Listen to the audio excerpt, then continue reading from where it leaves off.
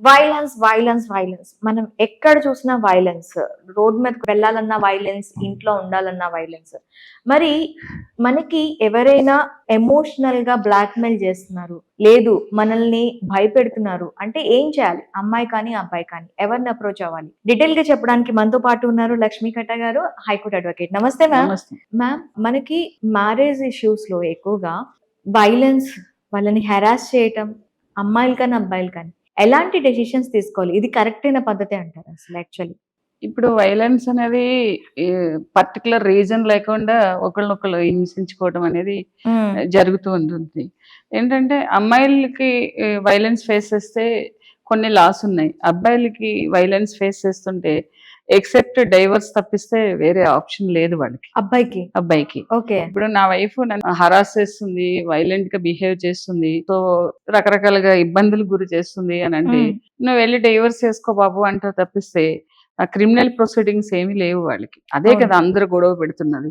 ఎందుకంటే immense card పెట్టుకొని, victim card పెట్టుకొని అందరూ మమ్మల్ని అంటే భార్యలు కానీ, లివిన్ లో ఉన్న వాళ్ళు కానీ మమ్మల్ని హరాస్ చేస్తున్నారు, మా మీద ఫాల్స్ అండ్ ఫ్యాబ్రికేటెడ్ కేసెస్ పెడుతున్నారు, సో అని చాలా మంది గొడవ చేస్తున్నది దానికే.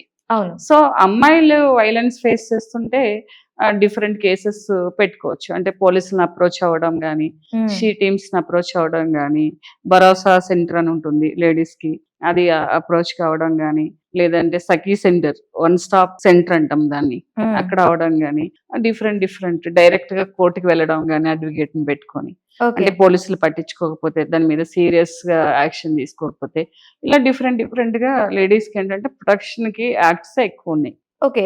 ఇప్పుడు మేల్ డివోర్స్ తీసుకోవచ్చు అని చెప్పన్నారు. వైలెన్స్ అయితే ఓన్లీ మేల్ అయితే డివోర్స్ తీసుకోవచ్చు అన్నారు. అదే ఇప్పుడు డివోర్స్ తీసుకుంటే ఓకే. ఒకవేళ అమ్మాయి క్రుయాలిటీ చేస్తోంది, వాళ్ళని హెరాస్ చేస్తోంది అన్న నేపథ్యంలో అబ్బాయికి మెయింటెనెన్స్ ఇచ్చే అవకాశం ఉంటుందా? అంటే మెయింటెనెన్స్ అనేది డిపెండెంట్ గా వస్తుంది తప్పి వైలెంట్ గా బిహేవ్ చేస్తుంది అందుకని నాకు మెయింటెనెన్స్ ఇవ్వాలి అలా లేదు చట్టంలో.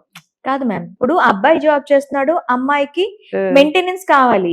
ఇప్పుడు అమ్మాయి నేను వైలెన్స్ చేస్తున్నాను నా హస్బెండ్ కి ఎగనెస్ట్ గా, నేను ఇది చేస్తున్నాను, డిపెండెంట్ అంటే చదువు లేకుండా లేకపోతే జాబ్ లేకోకుండా హెల్త్ ఇష్యూస్ లో ఉన్న వాళ్ళకి, పిల్లలు ఉన్న వాళ్ళకి వైఫ్ వైలెంట్ గా బిహేవ్ చేస్తుందని హస్బెండ్ మొత్తుకున్నప్పటికీ కూడా మెయింటెనెన్స్ కొన్ని ఇస్తారు. ఎందుకంటే అది కరెక్ట్ గా ప్రూవ్ చేయడం అనేది కోర్టులో జరగాలి. అంటే ఇద్దరు పిల్లలు లేని వాళ్ళు ఉన్నారు, వైఫ్ కూడా చదువుకుంటూ జాబ్ చేస్తూ కూడా వెళ్ళి మెయింటెనెన్స్ అడిగే వాళ్ళు ఉన్నారు. అది కూడా ఒక కైండ్ ఆఫ్ క్రుయాలిటీ కిందే వస్తుంది. దాన్ని అబ్బాయి ప్రూవ్ చేసుకోవాలి. బీయింగ్ ఎడ్యుకేటెడ్ పర్సన్, తను జాబ్ చేయడానికి ఎలిజిబిలిటీ ఉంది, పిల్లలు లేరు, డిగ్రీస్ ఉన్నాయి, ఇలాంటి సందర్భంలో కొన్నిసార్లు కోర్టు కొట్టివేయడం కూడా జరుగుతూ ఉంటుంది. ఓకే, అంటే నీకు ఇవ్వడం జరగదు అని చెప్పేసి. ఓకే, ఒకవేళ ఎలిజిబుల్ ఆఫ్ ఎడ్యుకేషన్ ఉండి కూడా జాబ్ చేయకుండా ఇంట్లో ఉంటే వాళ్ళకి మెయింటెనెన్స్ ఇవ్వడం కుదరదు. అంటే కొన్ని సందర్భాల్లో, కొన్ని కేసెస్ లో అది అడ్వకేట్స్ ప్రూవ్ చేయడము, తర్వాత అబ్బాయి కూడా ఇంటెన్షనల్ గా, ఇప్పుడు కొంతమంది లగ్జరీస్ మెయింటైన్ చేస్తూ ఉంటారు, సో అవన్నీ ప్రూవ్ చేయాలి కదా. ఒకటి రీసెంట్ గా ఒక హైకోర్టు జడ్జి కూడా సీరియస్ అయ్యారు. అంటే తినికి ట్రావెల్ కి ఇంత కావాలి, తిని ట్రిప్స్ కి ఇంత కావాలి, తిని బ్రేక్ఫాస్ట్ కి ఇంత కావాలి అనేసి 6 lakhs చేంజ్ ఏదో వేస్తే, ఏంటి ఇలాగా మరి ఇంత ఇలా బాధించడం, మెయింటెనెన్స్ అంటే ఇది కాదు కదా అని చెప్పేసి హైకోర్టు జడ్జి కూడా సీరియస్ అవ్వడం జరిగింది. సో అలా ఏంటంటే మీన్స్ అనేది ఉండాలి. మీన్స్ లేకపోతే, సపోజ్ ఒక అమ్మాయి ఉన్నది లగ్జరీగా ఎంజాయ్ చేసుకుంటూ, లగ్జరీగా లైఫ్ ఇది చేసుకుంటూ, అది మనకి ఇన్స్టాగ్రామ్ లో గానీ, ఫేస్బుక్ లో గానీ ఇవన్నీ మనకు దొరుకుతున్నాయి, అవన్నీ చూపించి అవన్నీ కోర్టుకు ప్రొడ్యూస్ చేసి ఆమె అగైన్ మెయింటెనెన్స్ అడుగుతుంది అని అంటే కనుక, సో అప్పుడు కోర్టు కొట్టివేయడం జరుగుతుంది. ఎందుకంటే కోర్టుకి ప్రూఫ్స్ కావాలి, ఆమెకి మీన్స్ లేవు అని. మీన్స్ లేవంటే ఆమెకి ఏ విధంగా సంపాదన లేదు, ఖాళీగా ఉంటుందని. అందుకే ఇప్పుడు ఏంటంటే 6 months 3 years bank statement file చేయండి అంటున్నారు. ఇప్పుడు అంతా డిజిటల్ ట్రాన్సాక్షన్ అవుతుంది, సో ఇది అంత అవుతుంది. ఫ్యూచర్ లో ఏంటంటే ఇలా హైడ్ చేసి మెయింటెనెన్స్ తీసుకోవడం అనేది కొంచెం కష్టమైంది. ఓకే, అయితే ఇప్పుడు ఒకవేళ క్రియల్ గా బిహేవ్ చేశారంటే వాళ్ళు పనిష్మెంట్ కి ఎంత వరకు అడుగుతారు? హస్బెండ్ కానీ వైఫ్ కానీ. క్రూయల్ అంటే ఇప్పుడు రకరకాల క్రూయల్, మెంటల్ క్రూయాలిటీ ఉంటుంది, ఫిజికల్ క్రూయాలిటీ ఉంటుంది. మెంటల్ క్రూయాలిటీని మనం ప్రూవ్ చేయడం చాలా కష్టం. మెంటల్ క్రూయాలిటీని బట్టి హస్బెండ్ కోర్టుకి వెళ్ళడానికి లేదు. అదే ఫిజికల్ క్రూయాలిటీ, వైఫ్లు కూడా కొట్టి వైఫ్లు కూడా ఇట్లా ఉన్నాయా మ్యామ్ అలాంటి కేసెస్? ఉంటున్నాయి కదా. ఈ మధ్యన మనం అన్ని యూట్యూబ్స్ లో సోషల్ మీడియాలో ఎక్కువ పోస్ట్ చేస్తున్నది అలా ఉంటున్నాయి కదా. ఎక్కువ ఇది చేసి ఫిజికల్ గా అంటే ఫిజికల్ గా కొట్టడం అంటే డ్రమ్ముల్లో పెట్టి చంపేయడం చూసాను కానీ. కొట్టడాలు కూడా ఉన్నాయి. ఓకే. కొట్టడాలు కూడా జరుగుతున్నాయి ఈ మధ్యన. అంటే Okay. నన్ను కొట్టేసింది, నన్ను ఖర్చేసింది, నన్ను ఇట్లా తోసేసింది, ఇవన్నీ జరుగుతుంటాయి. వాటికి ప్రూఫ్స్ ఉంటే కనుక అది ఈక్వల్, మళ్ళీ అది ఎవరైనా కానీ కేసు అవుతుంది. అంటే వైఫ్ అండ్ మధ్యన ఉండే చిన్న చిన్న గొడవలు అట్లా ఫిజికల్ క్రూయాలిటీ అంటే ఇట్లా కొట్టడాలు అలా కాదు. దానికి ప్రాపర్ ఎవిడెన్స్ ఉంటే ఇప్పుడు కొట్టేస్తారు. అది డాక్టర్ ఏమైంది అనేది కూడా ఉంటది. వీడియోలు తీసుకుంటున్నారు ఈ మధ్యన. దానికి కూడా పనిష్మెంట్ ఉంటుంది. ఓకే. అంటే దాంట్లో సింపుల్ ఇంజరీస్ అని, సీరియస్ ఇంజరీస్ అని, వూండ్స్ అని ఉంటాయి. దాన్ని బట్టి 3 months అని, 6 months అని, 1 year అని పనిష్మెంట్లు పడతాయి. కానీ రేర్ వైఫ్ అండ్ హస్బెండ్ మధ్యన కేసులు ఆవేశంగా పెట్టుకుంటారో కొన్ని రోజులకి అంతా మళ్ళీ చల్లబడి సెటిల్మెంట్ లో, కాంప్రమైజ్ లో చేసుకుంటారు. ఓకే. సో ఇవన్నీ కూడా ఉంటాయి. స్టార్టింగ్ లో ఉన్నంత సీరియస్నెస్ ఎండ్ పార్ట్కి ఎండ్ పార్ట్ వచ్చేటప్పుడు ఉండదు. సరే మళ్ళీ అడ్వకేట్ల మీద పెట్టేయడమో, లేదంటే పోలీస్ వాళ్ళు పెట్టేయడమో, సెటిల్మెంట్ చేసి, అంటే లైఫ్ అనేది ముందుకు వెళ్ళాలి కాబట్టి అలా చేస్తారు.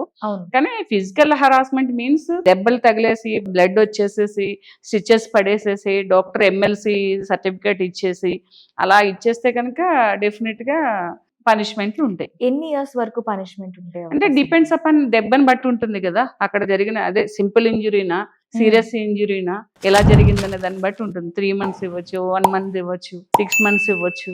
అది ప్రూవ్ చేయగలగాలి కదా. అంత సీరియస్ గా సిస్టమ్ అనేది కరెక్ట్ గా ఫాలో చేస్తే ప్రతి దాంట్లోనే కూడా, ప్రతి అఫెన్స్ లో కూడా పనిష్మెంట్ అనేది ఉంటుంది. కానీ ఇవాళ రేపు ఎన్ని ప్రూవ్ చేయగలుగుతున్నాం అది కూడా చూసుకోవాలి. సో అంటే సిస్టమ్ అనేది కరెక్ట్ గా ఉంటే వైఫ్ అండ్ హస్బెండ్ మధ్యన కాదు, ఈవెన్ తల్లి పిల్లలను కొట్టినా కూడా పనిష్మెంట్స్ ఉంటాయి. So that wife and husband మధ్య అంటే ఈ మధ్యన చాలా ఎక్కువ, అంటే చాలా వరకు ఈ న్యూలీ మ్యారీడ్ కపుల్ కానీ, ఈ 30s లో ఉన్న వాళ్ళు, ఈవెన్ 40s లో ఉన్న వాళ్ళు కూడా అగ్రెసివ్ గా ఎక్కువ రియాక్ట్ అవటం జరుగుతుంది. దానివల్ల ఏంటంటే ఇంజురీస్ జరగడము, చంపుకోవడాలు, ఇవన్నీ చాలా ఇల్లీగల్ కాంటాక్ట్స్ ఉండడము, ఇవన్నీ క్రూయాలిటీ కింద వస్తుంది. ఓకే. ఎవరైనా వైఫ్ వేరే వాళ్ళతో అఫైర్ పెట్టుకుంది, అది హస్బెండ్ కి తెలిసింది, అది మెంటల్ క్రియాలిటీ కింద వస్తుంది కదా. మెంటల్ అప్పుడు అమ్మాయి పనిషబుల్ అవుతుందా? అందుకే అది లేదు కదా. 497 అందుకే తీస్తారు. 497 అనేది అడాల్టరీ. అందులో ఎవరైతే మగవాళ్ళు ఆడవాళ్ళతో రిలేషన్ పెట్టుకున్నారో వాళ్ళకి కేసు ఉండేది. అమ్మాయి మీద కూడా కేసు ఉన్నప్పటికి కూడా పనిష్మెంట్ ఉండేది కాదు. సో ప్రూవ్ అయితే కనుక ఆమెతో రిలేషన్ ఇల్లీగల్ అడాల్టరీలో ఉన్నట్టు ప్రూవ్ అయితే కనుక మగవాళ్ళకి శిక్ష పడేది. ఇప్పుడు అది సుప్రీంకోర్టు ఆ సెక్షన్ తీసేసింది కాబట్టి ఇంకా అది క్రూయాలిటీ కిందంటే, నువ్వు వేరొకరు అఫైర్ పెట్టుకుందంటే నువ్వు డివర్స్కి వెళ్ళి బాబు, మేము ఏమి చేయలేము అంటున్నారు. అది కేసు మెంటల్ క్రూయాలిటీ కేసు కింద రావట్లేదు, అంటే క్రిమినల్ కేసు కింద రావట్లేదు. ఒకప్పుడు చేసేవారు. ఆ సెక్షన్ అయితే ఎప్పుడైతే తీసేసారో ఇప్పుడు అందుకే కదా అందరికి మేము ఓపెన్ గా చెప్తున్నారు, మేము వాళ్ళతో లివిన్ లో ఉన్నాం, వీళ్ళతో లివిన్ లో ఉన్నాం, నా వైఫ్ కి నాకు పడట్లేదు, లేదా నా హస్బెండ్ కి నాకు పడట్లేదని. ఇప్పుడు సోకాల్డ్ పీపుల్ ఎవరైతే ఉన్నారో చాలా మంది మనం చూస్తున్నాం కదా మీడియాలో.